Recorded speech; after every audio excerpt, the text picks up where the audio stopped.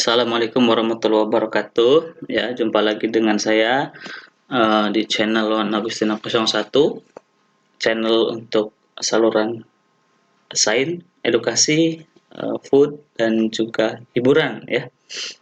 Kali ini saya akan menyampaikan tentang latihan soal Olimpiade Sains ya, ataupun KSN atau ASN ya, untuk mata pelajaran IPA terpadu tingkat sekolah dasar bagian yang pertama. Oke, langsung saja. Di sini ada soal pilihan ganda sebanyak 20 soal dan juga nanti ada soal isian sebanyak 15 soal. Kita masuk soal pilihan ganda dulu ya. Yang pertama, data merupakan penjelasan yang tidak dapat disajikan dalam bentuk bilangan atau angka.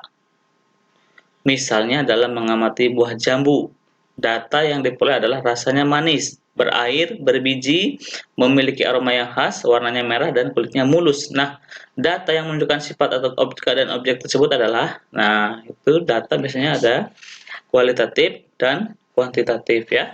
Jadi kalau data kuantitatif itu berupa angka ya, umpamanya jambu 15, mangga 20, melon 3. Nah, itu kuantitatif, dia terhitung ya. Ada juga yang kualitatif, tidak terhitung. Tadi namanya warnanya merah muda, warnanya merah tua, rasanya manis, sedikit asam, manis sekali. Nah, itu adalah kualitatif, tidak dinyatakan dengan angka. Jadi, yang tidak dinyatakan dengan angka di sini adalah yang mana ya? Yang ini ya, kualitatif. Oke. Kemudian berikutnya, tujuan menggunakan larutan formalin ketika melakukan pembedahan adalah, pilihannya A, menghilangkan aroma tidak sedap, bukan ya, sepertinya bukan. Kemudian agar hewan yang dibedah tidak cepat membusuk. Oke, ini mungkin ya. Cek dulu berikutnya. Untuk melunakkan daging hewan, enggak ya. Kemudian membunuh mikroorganisme pada alat bedah, enggak juga ya. Ini kalau biasanya pada alat bedah itu di stylenya dengan alkohol ya, alkohol. Nah, berarti ini adalah yang ini ya. Berikut ini adalah gejala alam. Ada manusia, ada cahaya, ada cuaca, ada hewan, tumbuhan, dan kelembapan. Nah, gejala alam yang tidak memiliki gejala kehidupan, sehingga anggotanya tidak menjalani kehidupan adalah yang mana? Manusia hidup ya. Cahaya, berarti tidak menjalani kehidupan ya. Cuaca, ya. Kemudian hewan hidup, tumbuhan hidup, kelembapan tidak hidup ya. Jadi jawabannya adalah 2, 3, dan 6. Oke, let's go. Berikutnya ya, bagian dari mikroskop yang berfungsi mengatur fokus bayangan dengan menaik turunkan tabung mikroskop dengan jarak geser yang lebih rapat. Oke ya, kira-kira apa jawabannya? Revolver itu apa? Revolver itu untuk memutar lensa ya, berfungsi mengatur pembasaran lensa objektif, biasanya diputar ke kanan dan ke kiri ya. Kemudian ada mikrometer. Mikrometer apa ya fungsinya? Nah, menaikkan dan menurunkan tabung mikroskop. Nah, berarti ini ya jawabannya. Cek dulu yang berikutnya, diafragma ya. Berfungsi mengatur jumlah cahaya yang masuk, sedangkan lensa objektif berfungsi membentuk bayangan pertama yang bersifat nyata, terbalik, dan diperbesar. Jadi jawabannya adalah mikrometer ya. Kemudian berikutnya ini bahasa Inggris ya, nomor 5.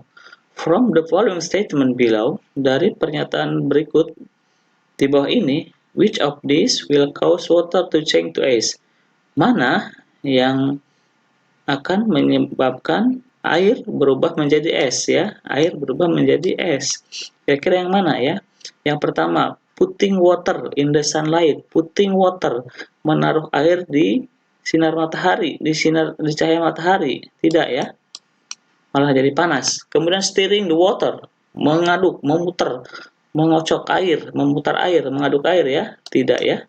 Menambahkan garam ke dalam air. Tidak ya. Terus removing heat, menghilangkan heat panas from the water, dari air. Nah, panasnya dihilangkan ya dengan didinginkan. Jadi nanti air bisa menjadi es. Berikutnya, pada penyu dan kura-kura terdapat alat pernapasan tambahan. Alat pernapasan tersebut berada pada ujung akhir saluran pencernaan makanan. Alat pernapasan tersebut dinamakan, kita cek dulu jawabannya. A. Kornea. Kornea itu biasanya pada mata ya. Nah, ini fungsinya kornea ya. Kemudian ada labirin, ini pada ikan, insang ya, untuk menyimpan cadangan oksigen. Ada paru-paru, ini memang berkaitan dengan pernapasan, tapi biasanya pada makhluk manusia atau ya dan hewan yang memang memiliki paru-paru ya. Kemudian ada kloaka ya. Kloaka itu satu saluran itu biasanya fungsinya macam-macam, tapi salah satu saluran di ujung itu banyak bisa untuk membuang kotoran, membuang untuk kencing, untuk alat reproduksi juga bisa kita. Nah, ini jadi kemungkinan jawabannya yang paling tepat adalah yang ini ya, kloaka ya. Oke. Berikutnya, ini bagian-bagian dari mikroskop ya. Mungkin nanti adik-adik bisa baca di sini untuk lebih detailnya ya. Nomor 7. Lying dormant can underwent by set for many years until. Lying dormant. Dormant itu keadaan yang terdiam, tidak tumbuh ya. Jadi tidak tumbuh. Diam dan tidak tumbuh dapat dilalui oleh biji sampai selama beberapa tahun sampai. Nah, biji ini tidak akan tumbuh. Banyak adik-adik punya kacang kedelai atau kacang hijau disimpan di plastik kering, dia kan nggak akan tumbuh sampai apa? Dia akan tumbuh sampai nanti akan tumbuh sampai saat bagaimana? Nah, yang pertama conduction of food occurs. Jadi terjadinya konduksi dari makanan, tidak ya. Kemudian food webs are complete. Jaring-jaring makanan sudah lengkap. Kemudian condition are right for growth. Kondisi atau keadaan cocok atau tepat untuk pertumbuhan. Ya, ini ya. Jadi dia itu akan tetap dorman sampai kondisi pertumbuhannya udah tepat. Misalnya tadi ada punya kacang kedelai atau kacang hijau. Ada rendem terus ditaruh di tisu basah atau di tempat lembab, dia akan berkecambah ya. Sunlight cause photosynthesis. Ini biji belum fotosintesis ya, dia belum punya daun ya. Kemudian nomor 8, tumbuhan Rafflesia arnoldi merupakan tanaman langka. Bunganya berbau bangkai. Bau bunga ini berguna untuk menarik perhatian lalat. Lalat diperlukan oleh bunga Rafflesia untuk apa? Ya, dia untuk membantu penyerbukan ya. Fotosintesis? Enggak ya, enggak. Lalat enggak bentuk fotosintesis. Oke, ini juga asupan nitrogen juga bukan. Membuat terjadi penyerapan apa? Enggak juga ya. Perhatikan pernyataan berikut. Ada gema, ada bunyi dari mulut, ada cabang pohon. Nah, urutan untuk kelelawar mengatur taman malam hari adalah yang pertama dia kelelawar itu akan mengeluarkan bunyi ya dari mulutnya ya. Bunyi itu nanti akan menabrak kepada target pohon atau benda atau mungkin buah-buahan gitu ya. Terus nanti dia baru dari sini akan dipantulkan bunyi tadi ya, dan akhirnya dapat ditangkap oleh telinganya si kelelawar itu yang punya super sensitif atau ya, yang ultrasonik ya kalau nggak salah ya. Ya, ini adalah, jadi ini urutannya ya. Oke, ini jawabannya ya. Oke, berikutnya. Usus besar terbagi atas usus besar. Usus besar terbagi atas usus besar naik, usus besar melintang, dan usus besar turun. Di dalam usus besar, sisa makan mengalami pembusukan. Pembusukan ini dibantu oleh bakteri apa? Bronchiolus. Bronchiolus bukan ya? Escherichia coli. Ya, ini biasanya yang ada pada kotoran ya, kotoran manusia ya, pada tinja atau feses manusia. Salmonella. Salmonella juga biasanya terdapat pada telur ya. Mikroba ya, mikroba. Bakteri memang mikroba ya, tapi yang lebih tepat adalah ini ya, Escherichia coli. Nah, usus penyerapan adalah tempat penyerapan sari makanan. Sari makanan adalah makanan yang telah dicerna secara sempurna. Di dalam usus penyerapan terdapat bagian yang disebut apa? Nah, coba kita lihat pneumonia. Pneumonia ini biasanya penama di sebuah penyakit yang peradangan paru-paru yang disebabkan oleh infeksi. Labirin tadi di atas sudah ada ya. Labirin itu kayak insang pada ikan ya. Kemudian ada kloaka. Kloaka tadi juga saluran pengeluaran terakhir ya, biasanya terakhir daripada hewan atau binatang. Kemudian ada fili. Fili itu kayak jonjot ya, jonjot usus. Kalau tunggalnya itu filum namanya. Jadi inilah dia yang berfungsi untuk menyerap sari-sari makanan ya, villi ya namanya ya, atau jonjot-jonjot usus ya. Nah, berikutnya nomor 12, unta dapat hidup di gurun karena unta memiliki bulu mata yang panjang. Wow. Pada punggung unta terdapat bagian menggembung berisi lemak. Apa fungsi dari punggung unta itu tadi? Yang pertama, cadangan makanan. Oke. Kemudian menghindari panas. Enggak juga ya.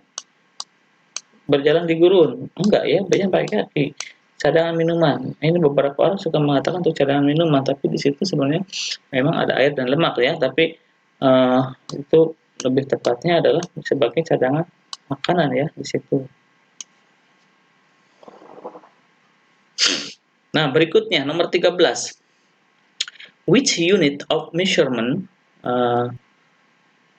unit yang mana dari pengukuran ya, can be used, dapat digunakan to describe, untuk mendeskripsikan the length, panjang ya, panjang ya ini ya, panjang of desk, dari bangku atau meja ya, untuk mengukur panjang. Apa satuannya ya? Degree Celcius. Oh ya, ini untuk suhu ya. Oke, grams, massa ya, berat ya, biasanya satuannya gram. Liters, volume ya. Nah, ini centimeters ya, yang ini ya, panjang ya. Oke, berikutnya. Kelelawar dapat mengerti benda-benda yang ada di depannya karena bunyi yang diserap, dipantulkan, dibelokkan, diperbesar. Tadi ya, dipantulkan ya, dipantulkan oleh benda yang ada di sekitarnya. Kemudian berikutnya, termometer adalah alat untuk mengukur suhu. Termometer terdiri dari pipa kaca kapiler. Prinsip kerja dari termometer zat cair yaitu A. Perubahan panjang zat cair yang dipanaskan. Zat cair panjang, punya panjang nggak? Susah ya, ukurnya panjang zat cair ya. Kemudian ada di sini perubahan volume. Nah, perubahan volume ya. Ya, ini kalau volume mungkin ya, ketika si benda di zat cair itu dipanaskan, maka dia akan mengembangnya. Jadi banyak, sementara umpamanya dia ada di tabung, dipanaskan, volumenya mengembang, maka dia akan naik. Nah, kemungkinan ini adalah prinsipnya. Bentar ya, nanti kita scroll ke bawah. Kemudahan menentukan titik atas dan bawah. Enggak juga ya, ini. Kemudian menyerap panas. Nah, prinsip yang ditanya adalah prinsip ya. Prinsip ini adalah perubahan volume ya. Jadi tadi perubahan volume ya. Pokoknya tadinya ketika suhunya 0 derajat, berarti volumenya segini. Nanti ternyata ketika suhunya naik 100 derajat, volumenya mengembang. Dan ketika lubangnya sempit ya, dia akan naik ya ke atas. Oke. Nah, berikutnya nomor 16. Rafflesia disebut juga bunga bangkai. Tumbuhan ini bersifat parasit karena tidak memiliki klorofil. Bunga Rafflesia berbau bangkai yang berfungsi untuk, tidak ada ya tadi ya. Kalau kupu-kupu dia sukanya yang indah-indah. Kalau nyamuk juga enggak, burung juga. Jadi yang tepat apa tadi? Tidak ada sih ya, menariklah lalat ya, bau busuk ini. Bau busuk ini ya, bau bangkai itu, lalat itu kan yang bau-bau gitu ya. Berikutnya 17 ya. Bebek mencari makanan di air dan tempat yang becek seperti di lumpur. Makanan bebek berupa biji-bijian dan cacing yang terendam dalam air. Kaki bebek memiliki selaput untuk memudahkannya mencari makanan di lumpur. Bentuk kaki yang berselaput pada bebek selain berfungsi untuk berenang, juga berfungsi untuk apa ya? Kira-kira mencari makanan di lumpur agar tidak terbenam, memudahkan memakan mangsanya, mempercantik bentuk tubuhnya, menangkap mangsanya. Ya, ini ya yang tepat jawabannya ya. Dia tidak akan kalau kecil dia bisa nancep ya, maunya burung, elang, ke lumpur dia akan terprosok ya. Oke, berikutnya nomor 18 nih ya. Perbandingan antara skala suhu Celcius dan Fahrenheit, yaitu 100 derajat Celcius sama dengan 212 derajat Fahrenheit, dan atau 100 derajat Celcius sama dengan 180 plus 32 Fahrenheit ya. Sehingga 5 derajat Celcius sama dengan 9 tambah 32 derajat Fahrenheit. Jika termometer Fahrenheit 113 derajat, maka termometer Celcius menunjukkan angka berapa? Nah, kita coba cek dulu ya. Nih, biasanya secara umum itu ada 4 satuan suhu ya di dunia ini ya, ada Celsius, Reaumur, Fahrenheit, dan Kelvin. Kalau di kita yang umumnya adalah yang biasa digunakan di Indonesia adalah Celsius ya, Celsius. Nah, ukurannya dari titik beku air tetapan bawahnya adalah 0 sampai 100. Nah, kita tadi bandingkan sama yang ini Fahrenheit ya, Fahrenheit. Ketika 0 derajat di suhu Celsius, maka di Fahrenheit adalah 32 derajat. Dan ketika di Celsius mendidih 100 derajat, maka di Fahrenheit mendidihnya adalah 12 derajat Fahrenheit ya. Ini kita nanti bahasa mungkin perlu satu bagian pembahasan tertentu ya. Ini kita gambaran dulu aja ya. Jadi perbandingannya kalau di sini 0, di sini 32, kalau di sini 100, di sini 212. Cuman rank di sini ini dari 0 ke 100 kan cuma 100 ya. Nah, dari 32 ke 212 berapa ini? Ada 180 ya, ada 180. Nah, tadi 180. Jadi perbandingannya berarti 9 banding 5 ya. Ini ada ya. 9 dibanding 5 ya. Nah, ketika kita ingin mencari dari Fahrenheit dari Fahrenheit ke Celsius ya, kita langsung aja nih ada rumus ya. Nanti kalau itu kita bahas sendiri lah ya. Sekarang kita lihat saja di rumusnya, kita akan mencari dari Fahrenheit dulu ke Celsius. Nah, kita lihat tabelnya ya, ini Fahrenheit, ini Celsius ya. Nah, jadi di sini kita mengonversi Fahrenheit ke Celsius. Nah, tadi kalau Fahrenheit ke Celsius kita 5, Fahrenheit ke Celsius perbandingannya kalau ini 9, ini 5. Nah, sekarang dari Fahrenheit ke Celsius kita pakainya ini ya, rumusnya ya. Nah, coba kita hitung di sini ya. Nah, derajat Celsius dari Fahrenheit kita konversi ya. Rumusnya adalah 5/9 F-32. 5/9 F-32. 5/9 tadi F-nya derajat Fahrenheitnya ini adalah 113 ya. Kita tulis di sini 113 dikurangi 32. Nah, jadi derajat Celsiusnya 5/9 kali 113 dikurangi 32 itu adalah 81. Jadi berarti 5/9 kali 81. Nah, oke, cek ya. Kita coret di sininya 81 bagi 9 berapa? Ada 9 ya, ini ya. Nah, terus berarti ini tinggal 5 kali 9 ya. Jadi adalah 45 derajat Celcius ya. Oke, ini jawabannya ya. Terus berikutnya, ukuran volume dari atau isi dari benda ruang diperoleh dari besaran panjang. Di bawah ini yang digunakan sebagai satuan volume kecuali ya, volume dari satuan panjang ya. Ini meter kubik ini tadi. Meternya ada 3 berarti ya, meter kali meter kali meter. Nah, ini cc ini juga sentimeter kubik ya. Berarti cm kali cm kali cm ya. Nah, kemudian ada are. Are ini biasanya untuk satuan luas ya. Liter ini volume ya. Volume juga ini liter volume ya. Volume juga. Jadi yang bukan adalah yang ini ya, are ya.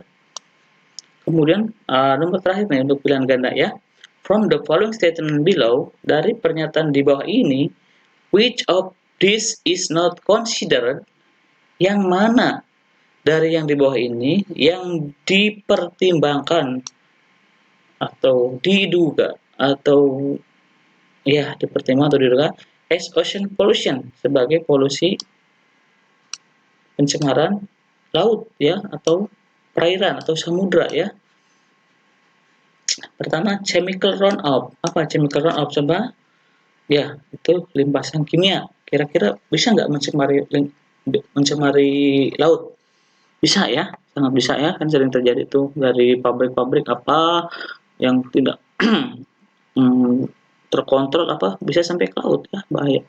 Kemudian artificial reefs, terumbu buatan ya, ada terumbu buatan, pencemaran bukan. Kemudian ada oil spills, tumpahan minyak.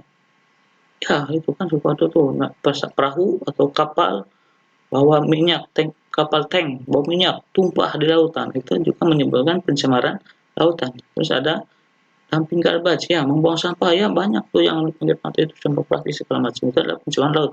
Jadi yang bukan adalah yang B. Oke, ini untuk penanganan udah selesai ya.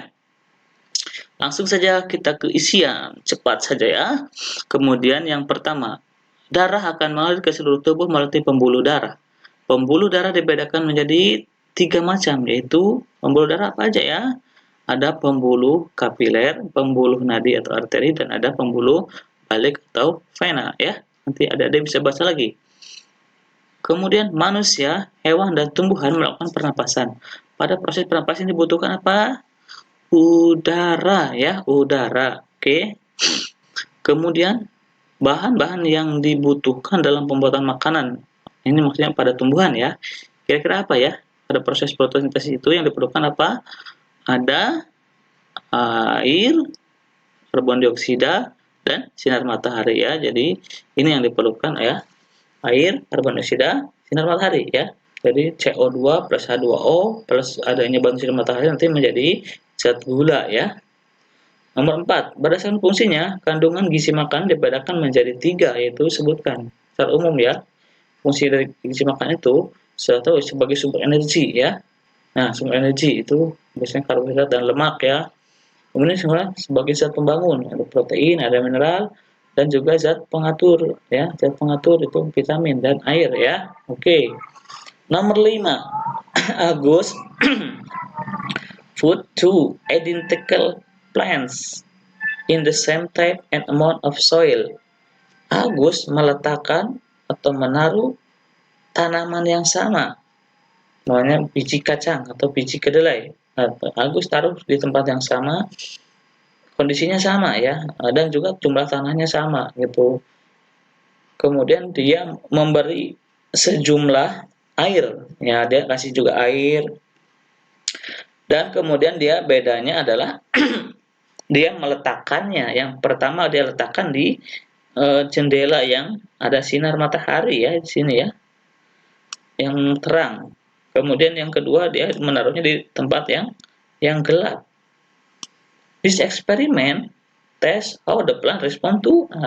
Jadi eksperimen ini ingin membuktikan apa? Pengaruh apa terhadap tanaman? Oke, di sini ada cahaya, di sini gelap. Berarti ini pengaruh cahaya atau light ya, lampu cahaya. Oke, berikutnya. Besi lebih cocok sebagai bahan untuk membuat setrika dibandingkan dengan aluminium. Besi merupakan logam yang menghantarkan panas secara bertahap. Besi juga bersifat berat sehingga lebih mudah untuk besi kan bikin setrika tuh berat tuh. Jadi dia lebih mudah apa? Menghaluskan pakaian ya, betul. Pada kipas angin terjadi perubahan dari energi titik-titik menjadi energi titik-titik di kipas angin. Untuk menyalakan kipas angin kita perlu apa? Perlu energi listrik. Biar kipas angin menghasilkan angin, dia akan apa? Bergerak, berputar. Jadi di sini ada energi listrik menjadi energi gerak ya. Berikutnya, isolator adalah benda-benda yang tidak dapat menghantarkan arus listrik. Contohnya banyak ya, contohnya ya, umpamanya ada karet, kayu kering, kaca, plastik, kain, dan lain-lain ya. Nomor 9, setrika, panci, dan wajan atau teflon merupakan contoh perabotan rumah tangga yang mampu setrika, panci, wajan. Ya, dia mampu menghantarkan panas ya. Panas. Nomor 10, how many approximately time that Earth makes for one revolution around the sun? Berapa kira-kira waktu yang diperlukan untuk bumi berevolusi ya, mengitari matahari? Berapa ya? Itu 1 tahun ya. 1 tahun atau a year ya. Ini pakai bahasa Inggris jawabannya ya. Dalam pembuatan skala termometer diperlukan titik tetap atas dan titik tetap bawah. Jelaskan. Titik tetap atas dan titik tetap bawah ya. Tadi di termometer kan ada tuh Celsius namanya. Titik bawahnya adalah 0, titik atasnya adalah 100. Nah, titik tetap bawah itu adalah kondisi di mana air atau es melebur pada tekanan atmosfer ya. Jadi kondisi es melebur menjadi air itu 0 derajat. Ketika dia lebih dari 0 derajat ya, dan semuanya minus, air akan mulai membeku ya. Nah, ini adalah kondisi di mana air melebur itu ya, tetapan bawahnya. Kemudian tetapan atasnya adalah 100 derajat Celcius, itu adalah kondisi di mana air mendidih ya pada tekanan 1 atmosfer. Oke. Berikutnya, pada perubahan fisika tidak terbentuk zat baru, hanya terjadi perubahan sifat fisika dari zat tersebut. Berikan contohnya. Perubahan fisiknya aja ya.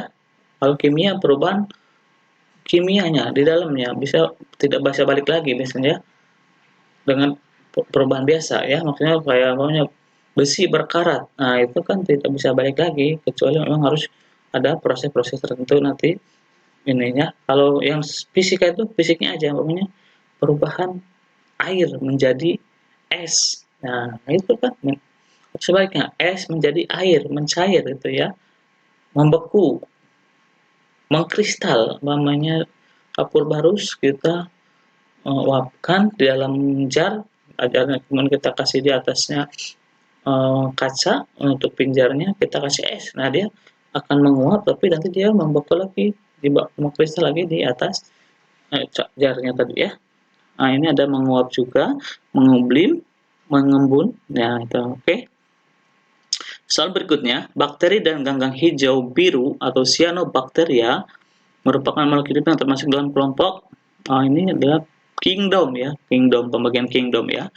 Kalau dalam sistem 5 kingdom ini kita lihat contoh ya. Ada Monera, Protozoa, Animalia, Mycota, Plantae ya. Berarti ini Monera ini yang organisme bersel tunggal, kalau nggak salah ya, bersel tunggal, tapi dia belum punya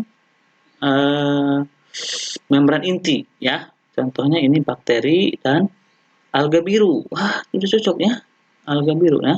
Dulu kita coba ada protozoa. Protozoa ini sama juga ya, bersel tunggal biasanya, cuma dia sudah punya membran inti ya. Ada juga Animalia, kelompok animal ya, hewan-hewanan nih, ada banyak lagi di sini ya contohnya. Kemudian ada Mycota. Mycota ini kayak fungi jamur ya, jamur-jamuran. Ada juga Plantae, tanaman ya. Jadi untuk cocok yang ini adalah Monera ya. Kemudian 14, terdapat 2 macam cara berkembang biak pada makhluk hidup, yaitu nah, pada makhluk hidup itu berkembang biaknya itu ada yang dengan perkawinan dan tidak perkawinan. Yang ada istilahnya, ada yang kalau perkawinan dia generatif. Nah, ada yang vegetatif, ada yang generatif ya. Kalau yang tidak kawin itu adalah contoh yang vegetatif ya. Kalau yang kawin itu generatif ya. Kemudian terakhir nomor 15, the part of plants that takes in water and nutrient from the soil is, bagian tanaman yang mengambil air dan nutrisi dari tanah adalah apa? Akar ya, roots, akar ya. Oke. Demikian, semoga bermanfaat buat adik-adik sekalian yang mau persiapan untuk lomba olimpiade. Semoga sukses ya. Nanti jangan lupa tunggu latihan di channel berikutnya ya. Cek channel berikutnya yang latihan bagian 2-nya ya. Demikian, terima kasih. Jangan lupa untuk yang belum subscribe, klik subscribe dan like-nya ya. Dan terima kasih. Assalamualaikum warahmatullahi wabarakatuh.